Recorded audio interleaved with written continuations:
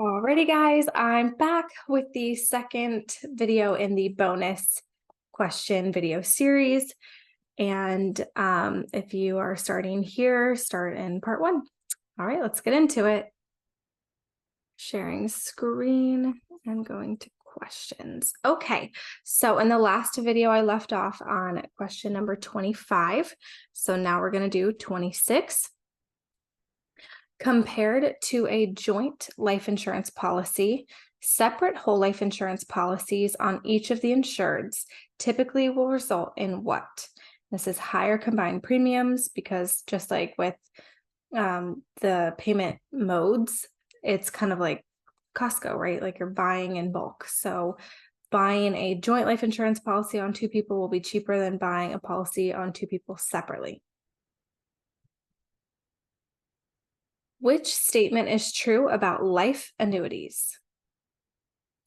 The insurer uses the law of large numbers to predict life expectancy.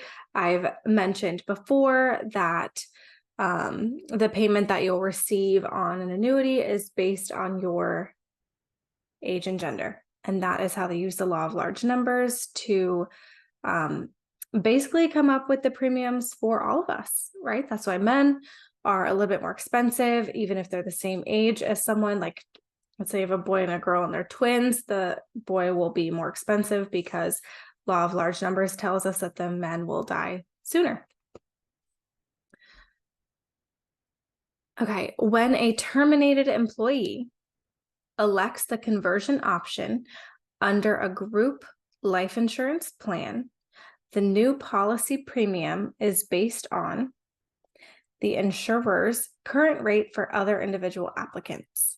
Pretty self-explanatory, right? If you either are terminated employment or you leave your job and you want to exercise your conversion privilege within that 31 days of your employment ending, the insurer will base your coverage rate off of the current rate for other individual applicants, because remember, the privilege part of the conversion privilege is that you do not have to prove insurability.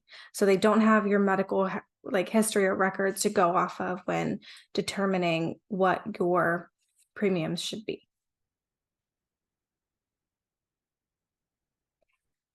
If a life insurance policy is transferred to another person in exchange for valuable consideration, then the death proceeds may lose their income tax exempt status. Now, I don't know why this is. This one actually I didn't know, so this one is news to me. So yeah, if you're going to be transferring your policy to another person, it will lose the income tax exempt status. Oh, you want to know why? Probably because there's no cost basis. You lose the cost basis, so the income tax exemption would go away. That's my best guess. That's my best guess. Life insurance helps meet estate planning objectives because it is a liquid asset at death, right? And so a lot of times the majority of our net worth can be tied up in our house or in other assets, right? Like we might have a retirement account, but I don't necessarily want to go and pull that retirement account money out because I'm not going to have it at retirement if I need to pay for a funeral or anything like that. And I don't want to take, there's no penalty if it's for death, but you don't have the money then later when you need it. So having life insurance just allows us to have liquid cash upon a person's passing with which to bury them or to essentially get all of their affairs in order, pay back creditors, etc., etc., etc. 31, the beneficiary of a life insurance policy originally is indicated on the life insurance application, right? That's where your clients are going to choose who they want their beneficiary to be when you are going through the application process with them. All of the following types of life insurance policies allow the policy owner to make changes in coverage without replacing the policy, except And this one is just kind of like one of those memory ones, like you just have to memorize. Modified premium whole life does not allow the policy owner to make changes in coverage without replacing the policy. Okay, death benefits under 33, wow. Death benefits under a survivorship life insurance policy covering two insureds are paid in full at the second insured's death. So survivorship life insurance policies can also be referred to as second to die policies. So they pay out on the second insured's death. Deferred annuities are normally purchased by individuals who want tax-deferred growth for retirement funds. Pretty self-explanatory, right? We want to ensure we have a income stream well into retirement. We don't want to run out of money. So I want to grow my money tax deferred for my retirement. 35, to maximize adverse selection in group life insurance, an insurer may require, and we know that adverse selection is one of our vocab terms. It basically just means the insurance company is trying to minimize the hit that the company will take. So adverse selection is like something against the company, which is why the suicide provision exists, why they won't pay out on suicides within the first 2 years, because anybody can just go and get a $2 million insurance policy on them, pass away, at their own hand a month later, and then the company owes $2 million, even though they got essentially almost no premium in exchange for that $2 million, right? That adverse selection is something negative against the insurance company. So in order to minimize adverse selection in a group insurance policy, they might require evidence of insurability for participants who join after the eligibility period. So we know that group life insurance, one of the privileges there is to not have to go through medical underwriting and not have to answer any of those medical questions. So it's a way for somebody who would otherwise be uninsurable through a private insurance policy is able to get coverage.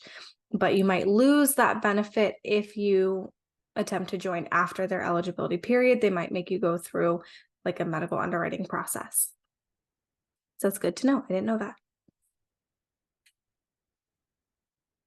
36, the insured died 2 years after discounting annual premium payments of $200 on a $20,000 whole life insurance policy with a $2,000 cash value and an automatic premium loan provision.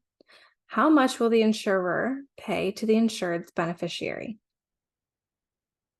That's a whole mouthful, but your answer is the insured will pay the $20,000 face amount minus any policy loans. So I think this is one of those questions that's trying to trip you up by putting all this information in there when really, if you look at the answer, that's the answer to anything. What's the insurer going to pay out? Your face amount minus any policy loans that you take. What could the policy loan be on this question? Up to $2,000 because that's our cash value, right? There you go. 37, which one of the following statements about a life insurance policy rider regarding waiver of premiums and disability income is true? In addition to waiving premiums during periods of disability, it will provide a monthly income to the disabled party.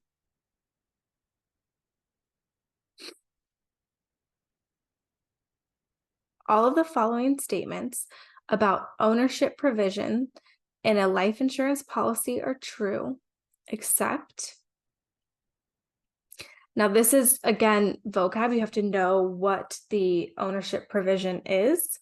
Same, it's like entire contract provision, incontestability clause, like all these provisions. So ownership provision, if this was one in which you're like, oh, okay, let's do process of elimination. So we know the ownership provision does indicate who the owner of the policy is. Okay, pretty self-explanatory. Describes ownership rights and privileges in the policy. Okay, it outlines what rights and privileges the owner has to do with this policy. States the insurer will pay the proceeds to the beneficiary upon receiving proof of the insured's death. Ooh, okay, we're not sure about that one. It allows for the policy owner to elect dividend options, if any. Okay, so that does sound like something that the ownership provision would outline, right? The policy owner's ability to elect policy dividend options, if any, right? So if we're going process of elimination, then we know C states the insurer will pay the proceeds to the beneficiary upon receiving proof of the insured's death. If we didn't know that that is a, what's the word? If we didn't know that that was a provision of the insurance clause, then doing process of elimination, we can figure out, okay, that one doesn't make sense when you look at all of the other ones. But we know that the insuring clause or the insurance clause would state that the insurer would pay the proceeds to the beneficiary upon receiving proof of the insured's death. And you can find that vocab term in the vocab videos. I believe it's in number 1.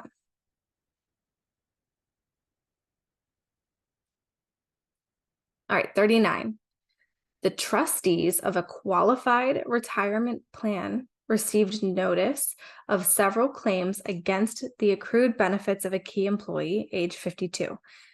The trustees must refuse to pay all of the following except. Okay, so trustees of qualified retirement plan. Okay, so it's qualified, meaning it's coming from an employer.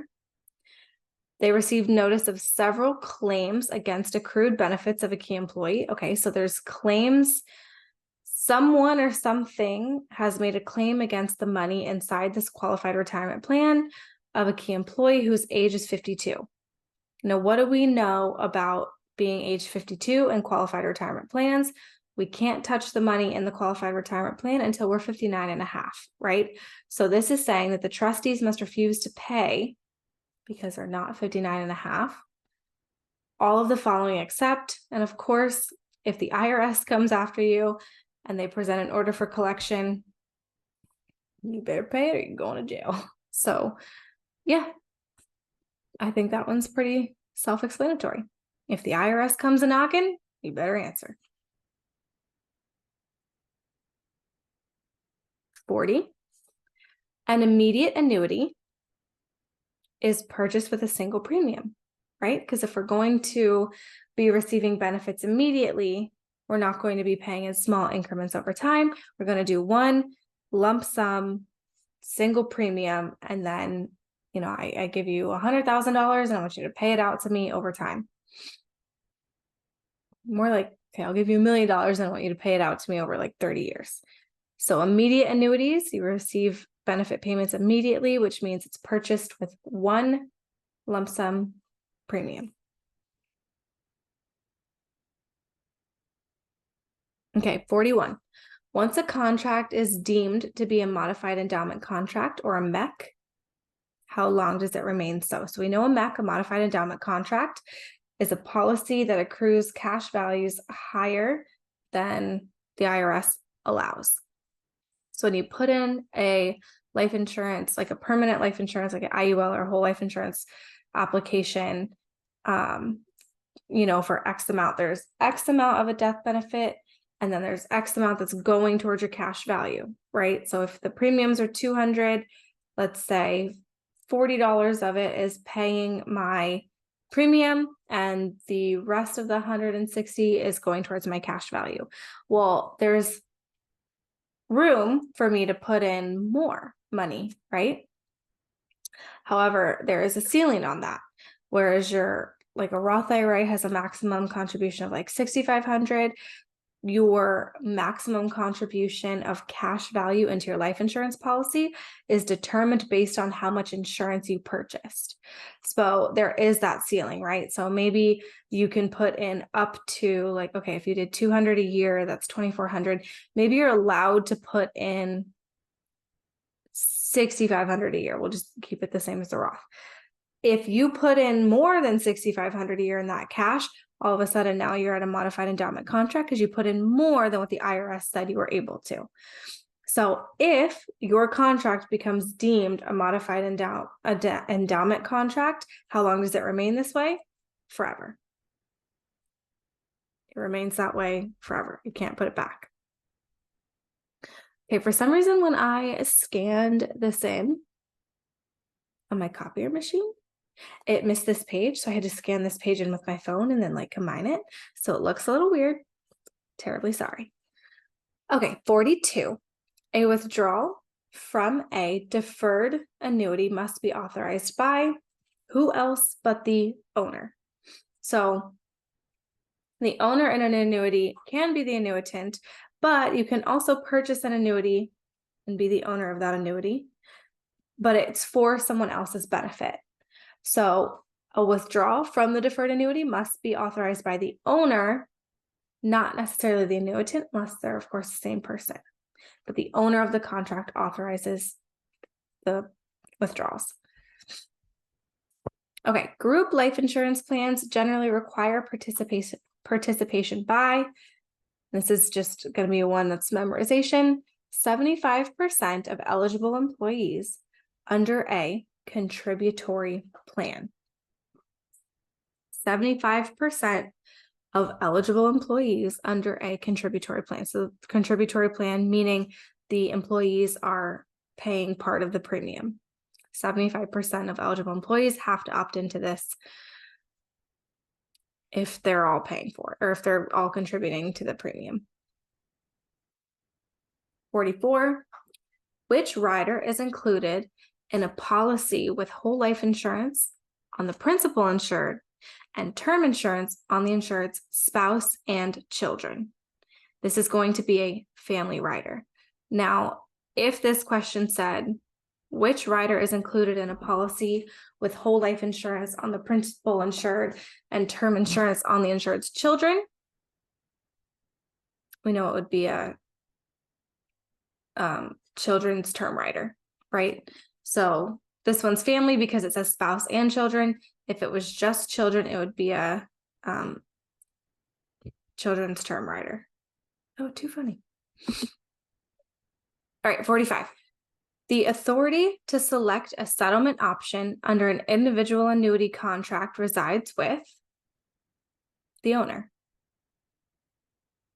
right? Pretty self-explanatory, same as the one above. The owner has the right to select the settlement options. Okay, 46. A preferred risk classification for a whole life insurance policy means that, hold on, I'm going to pause it real fast. Answer this text. Okay.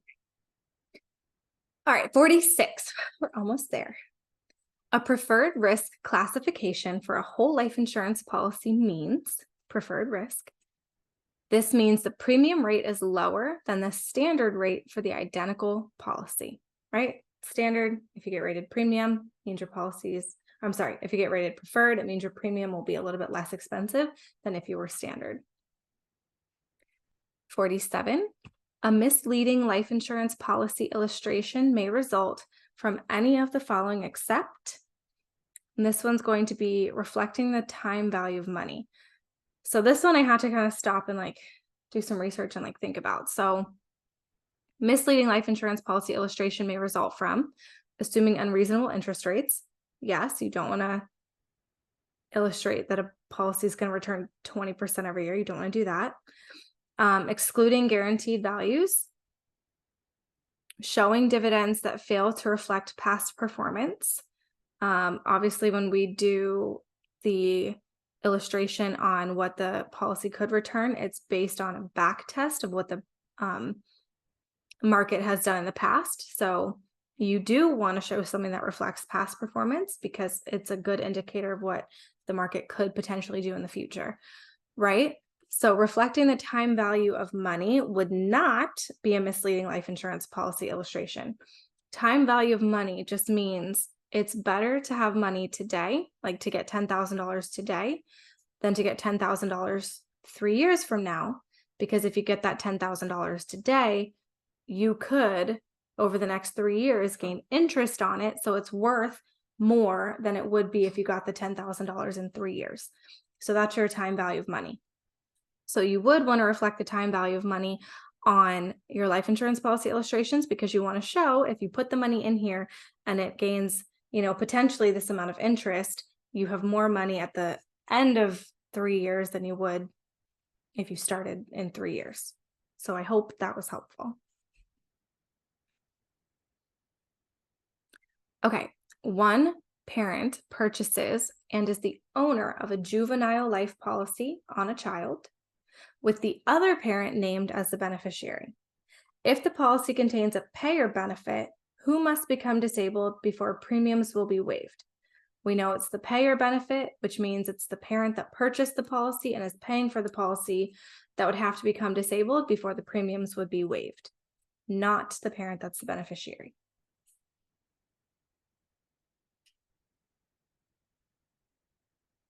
Payer benefit we go over in the first vocab video. Which provision can provide for the payment of life insurance benefits to the insured while alive? I've talked about this in my past videos. This is the whole reason I got into life insurance. Accelerated benefit provision, ABRs, accelerated benefit riders. Living benefits. If you've got living benefits, you can use your insurance benefits for qualifying injuries or illnesses while you're still alive. Pretty powerful. And last one. If an insured with ordinary whole life insurance policy is still living at policy maturity, the insurance company will pay the face amount of the policy. Congrats on all your success.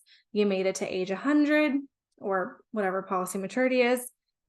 Here you go. Here's the money. You can have the face amount while you're still alive. Again, congrats on our success. Okay, we made it. That is the end of my bonus videos with my bonus questions for you guys that I found in the back of that question packet. So that wraps up all the videos that I have promised thus far. If I think of anything else or want to do anything else, I will definitely make videos and let you guys know. Until then, subscribe, like, watch all the other videos, start at vocab if you haven't gone there, and then make it through the 8-part series. There's a little test taking tip and trick at the end of part 8 of my 8-part video series. So there's a lot of good stuff I think buried in my videos. Somebody commented and asked if I did one-on-one coaching, which is something I've been considering doing, maybe like a crash course, or I guess maybe doing like one-on-one. So if that is something that anybody would be interested in, let me know and I will maybe make that happen for you guys and do something like on a weekend where maybe a bunch of people can join all at once, or we can do a one-on-one thing. Just let me know in the comments if that's something that you think would be helpful. And thank you again for watching. Oh, I should stop. There we go. And thank you again for watching and making it through the series. Have a good night, guys.